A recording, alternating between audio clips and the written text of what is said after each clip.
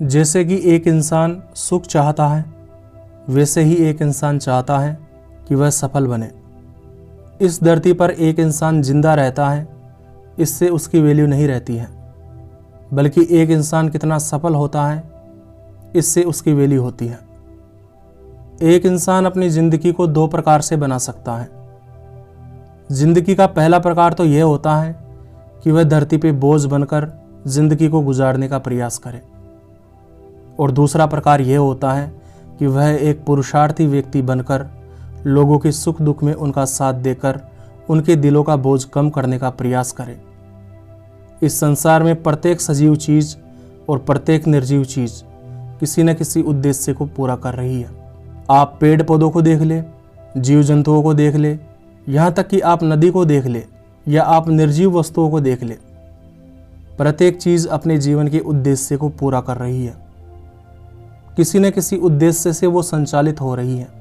लेकिन मनुष्य एक ऐसा जीव है जिसमें कई व्यक्ति बिना किसी उद्देश्य के अपना जीवन गुजार देते हैं। लेकिन यह बात 100% सच है कि बिना उद्देश्य की पूर्ति किए एक इंसान वास्तविक खुशी और वास्तविक सफलता को हासिल नहीं कर सकता। दुनिया की कोई भी वस्तु हो, चाहे वह सजीव हो या वह वस्तु निर्जीव हो, एक वस्तु का मूल्य तभी तक रहता है, एक वस्तु की वैल्यू तभी तक रहती है जब तक वह अपने उद्देश्य को पूरा करती रहती है। उदाहरण स्वरूप एक पेन का उद्देश्य होता है लिखते जाना। जब तक एक पेन में स्याही होती है और पेन अच्छी तरह काम करता है, तब तक उस पेन की वैल्यू होती है। लेकिन जब एक बार पेन काम करना बंद कर देता है या उसमें स्याही बीत जाती है और वह दोबारा प्रयोग करने लायक नहीं रहता है, तो उस पेन की कोई वैल्यू नहीं करता, उसे फेंक दिया जाता है। एक बल्ब का उद्देश्य होता है कि वह जलता रहे, लोगों को प्रकाश प्रदान करता रहे। लेकिन जब एक बल्ब फ्यूज हो जाता है, अर्थात अपने जीवन का उद्देश्य पूरा करना बंद कर देता है, तो उसे कचरे में फेंक दिया जाता है।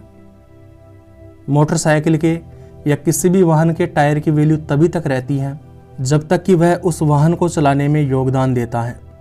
टायर का मुख्य लक्ष्य होता है कि वह वाहन को चलाता जाए।